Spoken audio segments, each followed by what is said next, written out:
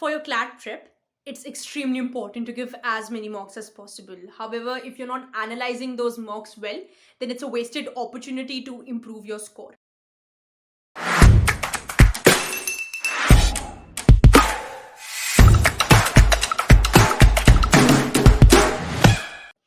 So before attempting a particular mock, it's helpful to have an idea of what your strong and weak subjects are.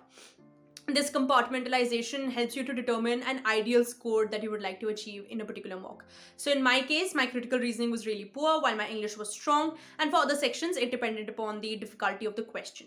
So accordingly, I would set a score, a sectional score that I would like to achieve, and then following this micro approach, I would attempt my mock. So after attempting my mock, I would note down the score I achieved in each of these sections, and then I would begin my analysis accordingly. So I began with the general knowledge or the current affairs section. So for that, I maintained a mock analysis copy. In that, I would make notes of all the GK questions that came up in each mock. So in GK, you have 4 or 5 questions which are linked to a particular current affairs topic, and then we have contextual static GK with it as well. So writing all of those questions once again, be they right or be they wrong, and then looking at the answer key as well, because the answer key in certain cases contained extra information which could be helpful. So looking at the answer key, picking up pointers from there as well, using flowcharts and preparing current affairs notes that came up in each mock is really helpful, because a number of current issues are covered through our mocks only. And also considering the fact that while going through the newspapers, it's not really easy to determine as to what information should be read and what should be left out. So the mocks and the consortium sample papers help you to structure your preparation strategy in such a manner so that you do not waste time in going through all irrelevant information in the newspapers as well, and you only go through only the most important high priority current affairs issues that are present in the newspaper or the most important editorials as well. So writing all of those general knowledge questions in your mock analysis copy serves another purpose, because when you're writing a particular point down, then it stays with you for a longer time. So while revising in the last few days before your exam, you can go through your mock analysis copy. You can go through it once or twice as well, and just highlight all of those important things which you think could come in the paper. So all of this is going to help you retain a lot of information about current affairs, because there are a number of current affairs and it's really difficult to remember all of the information. However, the mocks will help you structure that and also decrease your tension. Then we also come across critical reasoning. So my critical reasoning was really poor. So be they right or be they wrong, I would go through all of the questions and all of the answers, and my answer key would be the guide in this process. So every critical reasoning question or passage requires a different approach for solving it. Sometimes the passage is really complex, however the answer is very simple. So be it a correlation question or be it a weakening the argument question, each question demands a different strategy of you. So I would go through the answer key to understand as to what logic has been applied, what is expected of us while solving a particular question. Because I tend to overthink a lot, so a number of my critical reasoning questions would go wrong. So the answer key would tell me as to what kind of thought process and what kind of effort is required by each critical reasoning question, and that would prepare me for solving critical reasoning sections in different mocks. So going through the answer key, reading all of those critical reasoning questions thoroughly, going through the answers, going through your attempts, and also trying to remember what was your exact thought process while solving a particular question helps a lot. Because if you remember with what logic you attempted a particular question, then you can also check as to whether your strategy is in consonance with what the answer key says or what is expected of you, right? So go through all of those questions, those answers, the answer key, and try to understand what is required of you. Similarly, for legal reasoning and English, I would go through all of those questions and through the answer key as well, because in a number of questions, I had applied a different thought process and the answer key would have a different reasoning altogether. However, we arrived at the same answer.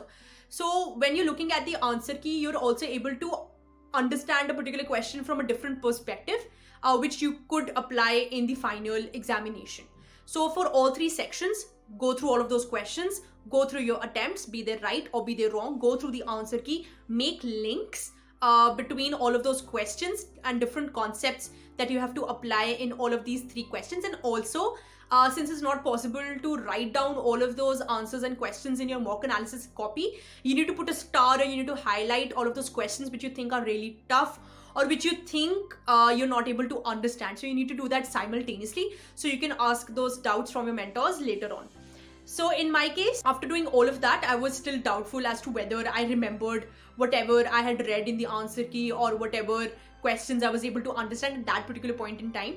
So after 10 or 15 odd days, I would attempt all of those sections again and would see as to how many questions I got right and how many questions I got wrong and whether my score has actually improved or not. So this is really helpful because it is giving you results before attempting another mock. You're able to see whether you're actually able to retain whatever learnings you got from a previous mock. So after 10 or 15 odd days, try to attempt the RCs, the legal reasoning and the critical reasoning passages once again. And it's also really helpful when you're out of material, when you've solved all of those GMAT passages or you've solved all of those material that you got from your institutes and you're really free. So you can go through those mocks once again and solve all of these sections, because in the last 10 days, that is before your final exam, you don't really have much time to dig up those old mocks or to go through those questions once again or to even solve those questions once again. So it's useful to do it 2 to 3 months prior to your actual exam so that you're able to retain all of that information. So that was my strategy for these 3 sections. Then we come to Quant. So I'm really terrible at maths. However, I made it a personal challenge to solve all questions of Quant because the answer key in Quant is not subjective at all, as opposed to critical reasoning, English or legal reasoning. There's only one right answer, and if you know the formula and if you know how to solve it, then you get that point. And it's really, really crucial to score well in GK and in Quant because you do not know how your English, legal reasoning or CR questions or sections are going to come, because as you can see in the CLAT 2020 paper, it was a bit unpredictable. The question types were unpredictable.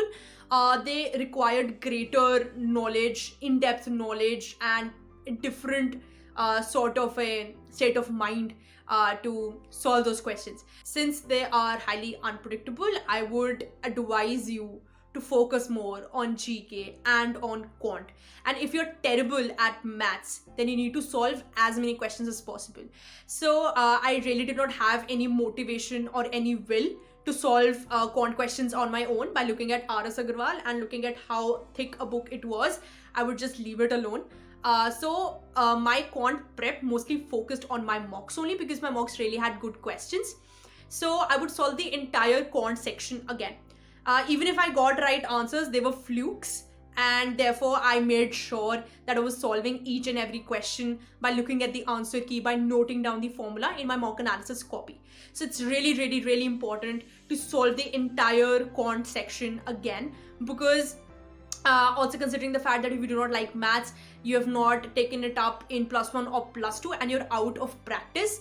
And therefore it's highly, highly important that you solve all of these sections, because at the last moment you may remember some formula or some way in which you solved a particular question which may help you in your final exam.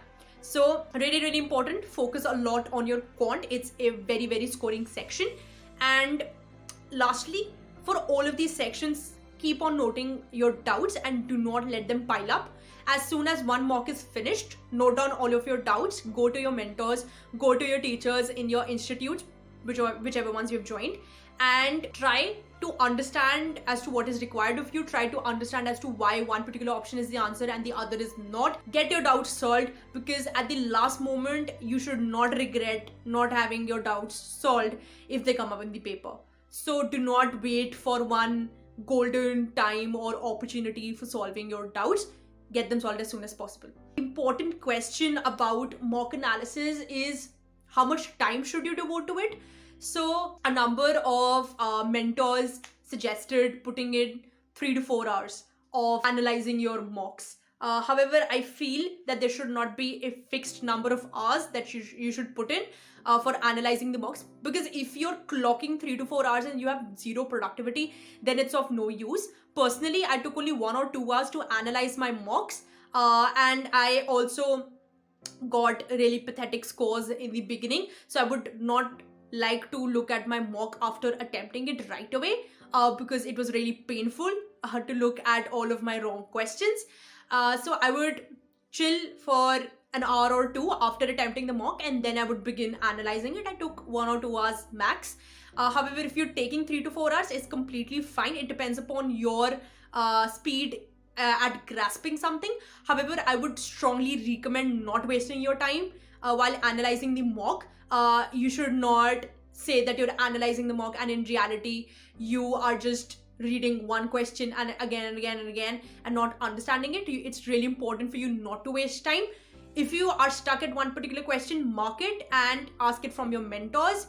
Do not get stuck at in certain sections or in certain questions, and the time that you take is entirely up to you. I would not recommend any minimum number of hours that you should put in. However, you need to make sure that you're doing all of what I've just said right now. You need to make notes in your mock analysis copy, you need to solve your quant section, and you need to go through all of your CR, English and legal reasoning questions thoroughly. So it depends upon you how much time you take to do all of that, but you need to do all of those steps. And lastly, I feel that it's really important for you to not get demotivated by your scores, considering the fact that our batch was the first one which gave the CLAT in terms of the new pattern.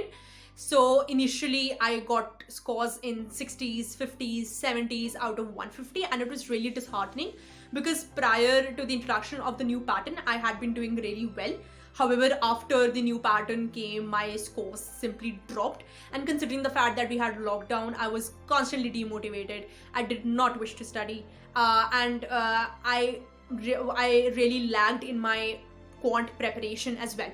So it all started to show in my mock scores. However, one thing that I've learned is that it's really important to take your failures as learning steps, considering the fact that you still have the final exam to give. Do not take each mock as a do or die situation.